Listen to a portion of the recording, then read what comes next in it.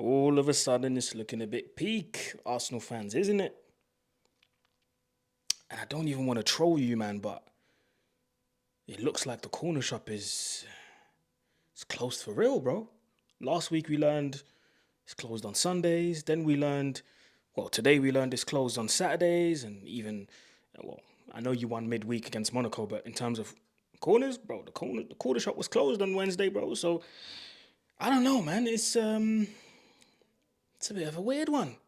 It's a bit of a weird one, isn't it? But listen, let's sit down and let's have a chat about it, man. First things first, shout out to everybody tuning in. Aaron here, back again. You already know. You know the face. You know the name. Sorry, not nay, but you know the name. Listen, shout out to everybody tuning in, showing love and support each and every time, and I appreciate every single one of you. And if you want to support this channel, there's a couple of ways you can do it. Like, share, subscribe, comment, all of that good stuff, man. And if you do that, you would help the channel massively. It's road to 15K. I haven't uploaded in a minute, so I do apologize. But yeah, listen, we are here to talk about Premier League football. The title race is crazy. Title race is absolutely crazy. Liverpool slipped up, drew 2-2 against Fulham, and I'm going to try and merge the two games and, intertwine between two games. And Arsenal slipped up again, drawing 0-0 against Everton. Wow. Who would have thought that?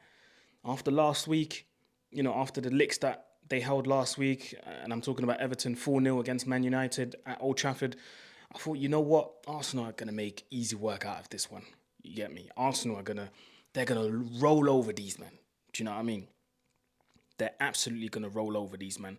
But it seemed to be a bit different than I imagined, because 0-0 against Everton, and this was yet another opportunity for Arsenal to take advantage of the Liverpool result. Obviously, they were playing at the same time, so they probably couldn't have known what Liverpool was doing. They probably got told or checked at halftime or whatever.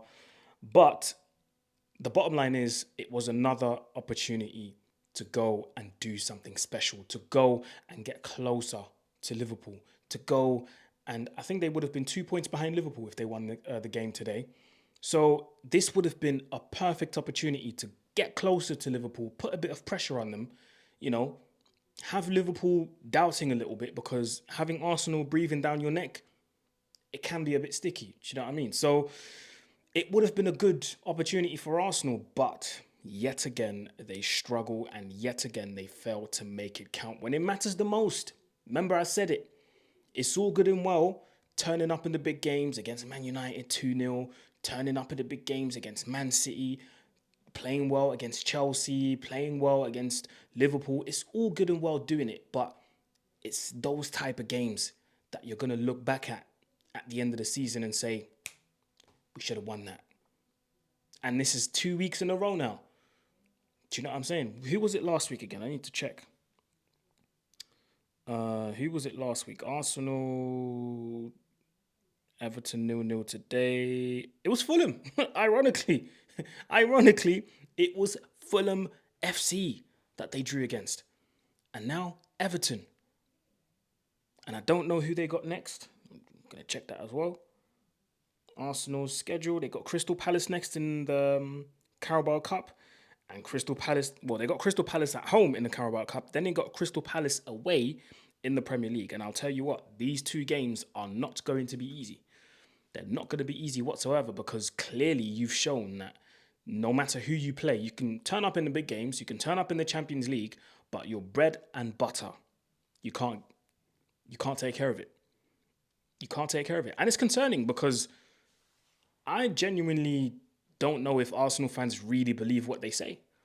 Again, this is not me trolling. I'm trying to be serious here, but I don't actually know if you guys believe what you say. When I say that, I mean, do you guys actually believe that you have one of the best teams in the league at the moment? Do you guys actually believe, with the way you're playing, you're one of the best teams in Europe at the moment? Do you know what I mean? Because don't want to sound like a hater, but in the Champions League, you're doing really well. You beat the teams that you had to beat. Do you know what I mean? You've played really well, but in the knockout stages, that's when we're going to see what you're really made of. If you buck a Barcelona, are you going to turn up? Do you know what I mean? Now, I have to say, there's a couple of players today that I want to focus on from Arsenal's team.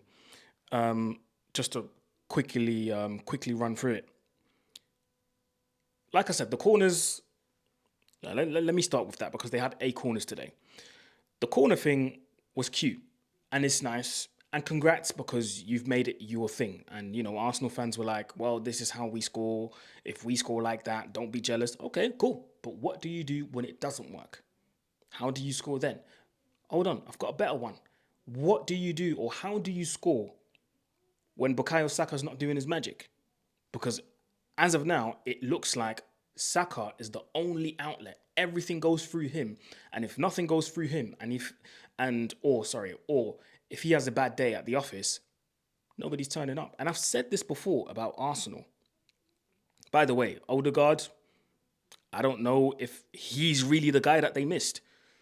I'm more concerned about if Saka, God forbid, was to pick up an injury and he's out for like 2-3 weeks. Lord have mercy, because we don't know what's going to happen. We don't know where the goals are going to come from. We don't know if Arsenal are going to score at all. That's what I'm asking myself at the moment, because clearly Odegaard getting subbed off again, and I read a stat, and I don't know if it's true, but please correct me if I'm wrong in the comments. I read a stat that said Odegaard's been subbed off for the last 20 plus games. If that's true, Odegaard's not the one you should be worried about. It's Saka. Odegaard's not the one you should be worried about missing games and stuff. It's Saka, because if he misses the amount of games that Odegaard missed, woo, it's going to be a tough few days for you, man, or weeks even. Do you know what I mean? But again, I don't wish injuries on anybody. I feel like Arsenal are... I see Arsenal as like, and I have to include Arteta in this as well, because it's coming, it's been a long time he's been there. He's been around for a minute, and we're still not seeing the clear progression. The first season they challenged for the title, don't get me wrong, it was absolutely amazing. Nobody expected it, but it was amazing to see that this team was going toe to toe with the best team in the country, Man City, making it difficult for them. But the drop-off has been palpable in the last few years, and we're nearly halfway through the season, and Arsenal are not getting any better. I have to be honest. And the way I see Arsenal's football and their style of play is, I see Arsenal's style of play, aka Arteta's plan, in a square.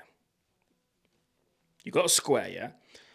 And everybody is in that square. Obviously, you've got Arteta, who's overseeing everything in that square. So this is how Arsenal play. Every player is happy to stay within the rules. And I'm not saying you have to disobey the gaffer and just do whatever you want. But everybody's just happy to stay within the rules. Stay within the square. Let's just do what Mikel told us to do. That's it. And I feel like there's a level of satisfaction. Oh, we just did what the gaffer told us to do. Anything else outside of that, that's not a problem. And I can sense that, because nobody really says... I've not seen an Arsenal game where someone just went, obviously not saying it verbatim, but someone just saying, yo, give me the ball and let me decide this game. I haven't seen that, bro. I haven't seen that. And I've got the feeling like players are literally just happy with staying within the plan. They're just happy to stay within that square and not taking any risk outside of that square that could potentially, I don't know, win them the game or decide a game. Or everyone is just happy to stay in that square. Another example, I can't remember what game it was. I don't know if it was the United game or someone else. I can't remember. But Arsenal had a corner. This is literally the proof of everybody just being in the square and not wanting to do anything else outside of that square because, Mikel is going to be angry or Mikel might sub me off. Arsenal had a corner and Odegaard just literally turned to the bench and he went, As in, what should I do? Brother, you're the captain. If this was anybody else, I'd understand. But you're the captain, my guy. It doesn't look good. I don't know about you guys, yeah, but it does not look good when the captain is turning towards the bench and going, what should I do? You should know what you should do. So those are just little things that I picked up on, and I went, I don't know. Now listen, the whole corner gimmick, yeah, Nicholas Jova, yeah, cool, yeah, it's nice. He's got a mural now, and where are the goals coming from? And this is just my concern because I don't know, man. I don't know. Some people are gonna say I sound like a hater, but I'm just pointing out the obvious stuff, innit? Just pointing out the obvious stuff. I know this is going to spark a lot of conversations in some of the group chats that I'm in, but I'm happy to discuss. Do you know what I mean? It's football. We all love football and we discuss it in different ways. But I just picked up on these things, when it comes to Arsenal. And Mikel Arteta, I don't know, man. Some of the choices now are getting very, very, it's getting questionable. Do you know what I mean? Again, I'm asking the question, who is Saka's understudy? Because the man is playing quite a lot of games. Starting games, finishing games, that's cool. Yeah, he's one of your most important players. That's fine. But this guy's on course to play another 60 plus games, bro. And boy, by all means, if you want to play this guy week in, week out, that's fine. But even someone like Bukayo Saka needs rest at some point. At some point, because if you're gonna make this guy start and finish games for the whole of December, yo, unless this guy's some freak of nature and physically he's just fit and on point all the time, fair enough. But Mikel Arteta, Arsenal fans they're gonna start asking questions. Why did you let such and such go? Why did you not replace such and such? The transfers that came in, questionable. Mikel Merino. Everybody was raving about this guy, including myself, because with Spain he looks good. But I quickly realized playing with Spain at the Euros and playing with Arsenal in the Premier League are two different things. Two different things. We're not seeing anything near of what Marino was doing with Spain at the Euros. We're not seeing anything near that. Do you get what I mean? So, boy, it's looking very peak for Arsenal, man. And Liverpool, slipping up as well. But I do think Liverpool can bounce back from that. Despite them going down 1-0, then Robertson picking up a red card, which was a silly red card, by the way. I mean, I don't know if he saw my man, but yeah, it was a strange one. It was a very strange one. However, yeah, this is what I mean. Liverpool can bounce back from this. They still haven't lost, by the way. Only lost one game, so they could still go on a run, but because they got the players and they got the depth, which is something Arsenal don't have. Arsenal have to turn to the bench and look at players like Trossard.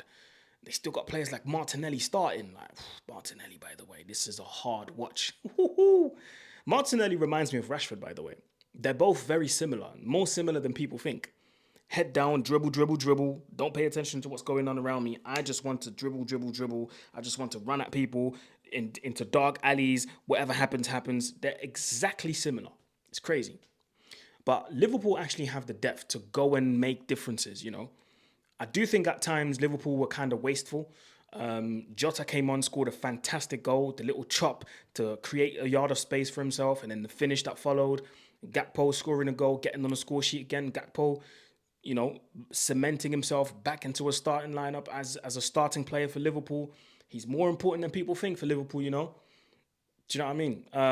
I do think, what's his name? Diaz was very wasteful today. There was a sequence where they had bare shots on goal, but before all of these shots happened, he could have passed the ball. He could have squared it to Salah, and Salah could have scored.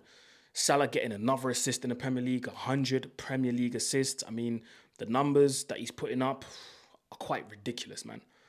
Quite ridiculous. And again, I will be very, very shocked. Yeah, very shocked if Liverpool don't give him a contract. But I've seen a few things going around on the internet. I've read a few things, and supposedly there's a new contract on the way. It should be a 2-year deal from what I'm reading. I could be wrong, but if they do that, fair play, because Liverpool need those numbers, bruv. More than you believe and more than you think. So I do think Liverpool can bounce back from that. The 2 goals they conceded, though, defensively, there are some questions to be asked. Sometimes it can look a bit iffy. Van Dijk, yes, one of the best centre-backs in Premier League history, but sometimes there's a shortcut, in his head, and even in other people's heads in defense, and those things happen. But it can't happen too often, because the last thing Liverpool want to happen, or would like to happen, is to lose that lead.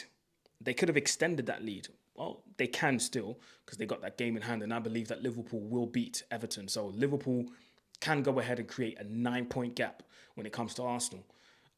Chelsea are lurking in the back. Do you know what I mean? Just doing their thing quietly, but they don't want to admit that they're in a title race. But you are. Like, Chelsea fans, just admit it. You are in a title race. Like, say it. It's okay. But yeah, listen. Liverpool slip up. Arsenal slip up. The title race is still entertaining. Arsenal are not. And I believe Arsenal are not going to be in a title race anymore. I believe the title race for them is done. I do believe that they're going to get scarred even more. I do think Crystal Palace will make them slip up, despite them being at home. This whole thing of Arsenal being a fortress, the Emirates, being a fortress, and Arsenal winning all of their home games, that's done now, because anybody can go there and get points. Liverpool have proven that. Everton have proven that. Anybody can go there and rack up points. And score goals, most importantly. So I do believe Arsenal are going to be out of the title race. But listen, let me know what you think in the comment section below, man. Do you think I'm right? Do you think I'm wrong? Am I overdoing it? Am I not overdoing it? Arsenal fans, Liverpool fans, let me know your thoughts in the comment section below. Apologies for not uploading for a couple of days, but I'm back now. And yeah, man, listen, it's going to be a tasty December, because a lot of things are going to happen this month, and I can feel it. If you made it till the end of this video, go in the comment section and type in Arsenal slip up. But yeah, listen, it's road to 15K. Shout out to everybody tuning in, showing love and support as per usual. Like, share, comment, subscribe. Take care. Have a good night. God bless. And I'll see you tomorrow for the match reaction of the Manchester Derby. Peace. Hey, Manchester Derby's going to be lit. I don't know about you, man. But yeah, bruv. Oh, sorry. Forgot to put the mic down. I'm out. Peace.